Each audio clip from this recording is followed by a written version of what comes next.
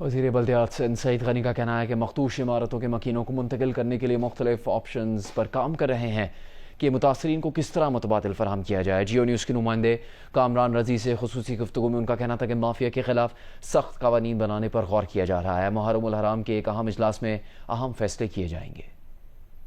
कराची के इलाके लियारी में गुज़िश्ता रोज़ पेश आने वाली जो हादसा था उसमें इस वक्त भी जो रेस्क्यू का अमल है वो जारी है। हमारे साथ इस वक्त मौजूद है वज़ीर बल्दियात सिंध।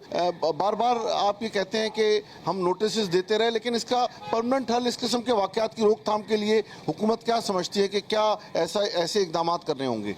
देखिए, मुस्तकिल हल जो है, एक तो हमारे अपने इदारे की मैं मानता हूँ कि इनकी गैर जिम्मेदारी है, कोताही है, और उसमें कहीं गफलत के मुर्तकब होते हैं कि बिल्डिंग कंट्रोल अथॉरिटी की ज़िम्मेदारी होती है कि अगर किसी भी इलाके में कोई तामीरात हो रही हों तो अगर वो गैर कानूनी हैं तो उसको रुकवाएं और उसके ख़िलाफ़ ये कार्रवाई करें। लेकिन जो हमारी नज़र से अक्सर गुजरा है कि जहाँ गैर कानूनी तामीरात होती हैं उसमें हमारा जो अमला होता है नीचे, वो इसके अंदर मुलविस पाया जाता है। हम कार्रवाइयाँ भी बहुत ज़्यादा कर रहे हैं। हमने डेमोलिशन के भी शायद जो एक्शंस लिए हैं पिछले कई माह में, वो माजी के मुकाबले में उनका नंबर बहुत ज़्यादा है, वो हम कर रहे हैं। लेकिन अगर हम लोगों को किसी वक्त ये एहसास दिलाने में कामयाब हो जाएं कि अगर आप गैर मयारी और गैर कानूनी तामीरात करेंगे तो फिर खुदा न खास्ता इस किस्म के नताइज का सामना आज नहीं, आपको 15-20 साल 25 साल के बाद करना पड़ेगा। अगर कोई शख्स 1 करोड़ 1.5 करोड़ रुपये का घर लेता है और वो गैर कानूनी तामीरों वाली इमारत में ले जाए, ख़रीदे, गैर मयारी तामीर होने वाली इमारत में ख़रीदे, तो ना सिर्फ ये कि अपना वो पैसा ज़ाया कर रहा है बल्कि अपनी और अपने बच्चों की जो जान है वो भी दाव पे लगा रहा होता है। तो हम शहरियों को ये समझाने की कोशिश कर रहे हैं कि वो इस किस्म की तामीर होने वाली बिल्डिंग्स में अपना पैसा ना लगाएं। एक और काम जो हम कर रहे हैं वो इस पर जो हमारा कानून है उस कानून में हमारे पास ये गुंजाइश नहीं है कि जो गैर कानूनी तामीरात में मुलविस माफिया है उसके ख़िलाफ़ कोई क्रिमिनल जो है वो प्रोसीजर शुरू करा सके। तो हम तरमीम करके मशावरत कर रहे हैं, लॉ डिपार्टमेंट से भी कर रहे हैं, स्टेक होल्डर से भी कर रहे हैं कि हम उसके अंदर सख्त सज़ाएँ रखें ताकि इस माफिया को कानूनी तौर पर भी सज़ा दिला सकें।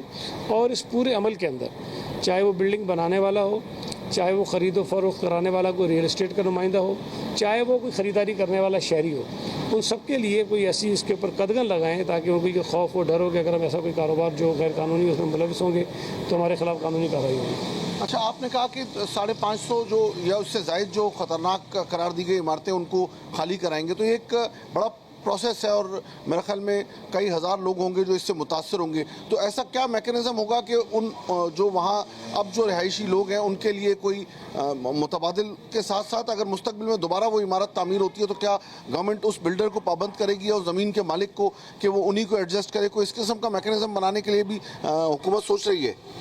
देखिए, इसमें कानूनी मुश्किलात आएंगी। आपके इल्म में होगा कि जो पुरानी इमारतें हैं शहर में, ख़ास तौर पर यस डिस्ट्रिक्ट साउथ में, खारदर, मिठादर, लियारी की तरफ, उसमें 2-3 किस्म के केसेस हैं।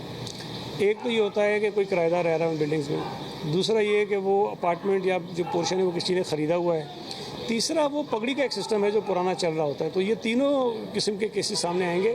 तो ज़ाहिर है कि हमने इन तीनों को मद्देनज़र रखते हुए हो सकता है कि हमें कहीं ना कहीं कानून के अंदर भी कोई रास्ता निकालना पड़े। जो किराएदार है यकीनी तौर पर वो तो इसका हकदार नहीं है। जो पगड़ी पे लेते हैं वो भी इन वे किराएदार ही होते हैं, लेकिन उन्होंने बड़ी लमसम अमाउंट पहले पे की होती है, किराया उनका बड़ा नॉमिनल सा होता है, तो किसी तरह से वो किसी हद तक वो हकदार होते हैं कि उनको जो है वो कंपनसेशन हम उसको दें। और तीसरा होता है कि जो मालिक होते हैं, जो बनाते हैं, जो उसके अंदर खुद रह रहे होते हैं। अब उसके लिए हमें ये सारा जो अमल करेंगे हम, उसमें कानूनी तौर पर भी हम इस पर काफ़ी चीज़ें हमें देखनी पड़ेंगी और कोई ना कोई इसका वे आउट हम निकालेंगे ज़रूर। या तो वो जो प्लॉट है जिसके ऊपर ये बिल्डिंग बनी है वो गवर्नमेंट ऑफ सिंध एक्वायर कर ले। हमारे पास कानून में गुंजाइश मौजूद होती है कि लैंड एक्विजिशन के कानून के मुतहत हम उसको प्रॉपर्टी को अपने कब्ज़े में ले लें, ख़रीद लें और उनको पे कर दें। और चूँकि मुतासिरीन उसमें ज़्यादा होंगे तो उसके लिए कोई टेम्परेरी अरेंजमेंट करें, फिर उसके बाद कोई लमसम उनको कंपनसेशन हुकूमत दे दे ताकि वो अपना जाके घर कहीं और तामीर कर लें। तो इस किस्म की मुख्तलिफ चीज़ें हैं जिस पे एक तफसीली शायद मीटिंग हम ये आशूरा के बाद करेंगे।